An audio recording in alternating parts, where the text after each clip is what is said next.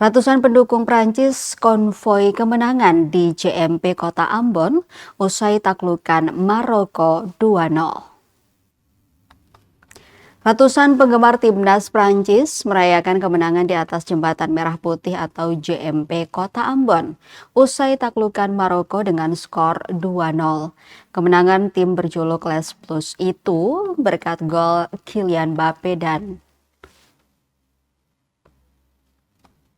Ousmane Dembele pada menit ke-60.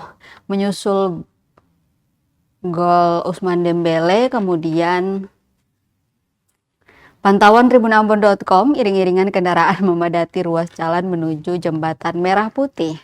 Massa datang dari kawasan Poka dan Tantui bertemu di Jembatan Merah Putih. Bunyi klakson bersahutan beriringan dengan teriakan "Vamos" sepanjang jalan. Aktivitas lalu lintas melambat akibat padatnya kendaraan.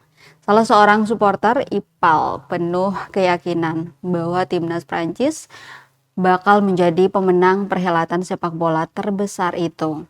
Diketahui timnas Prancis berhasil mengalahkan Maroko 2-0 dan hasil ini membawa pasukan Didier Deschamps lolos ke semifinal Piala Dunia 2026.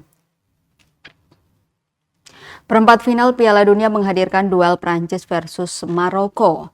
Pertandingan digelar di Boston Stadium pada Jumat 10 Juli waktu setempat. Kedua tim bermain imbang tanpa gol di babak pertama. Kylian Mbappe punya peluang mencetak gol dari titik putih, tapi tendangan penaltinya bisa ditangkap kiper Yassine Bounou. Mbappe membalas kegagalannya di babak kedua dengan mencetak gol pertama Prancis pada menit ke-60. Ousmane Dembele menggandakan keunggulan Les Bleus 6 menit kemudian. Skor 2-0 jadi hasil akhir pertandingan. Hasil ini menandakan kemenangan Prancis melawan Maroko tanpa adanya penalti. Kemenangan ini mengantarkan Prancis jadi tim pertama yang lolos ke semifinal Piala Dunia 2026. Juara dunia 2 kali ini menunggu pemenang antara Spanyol versus Belgia.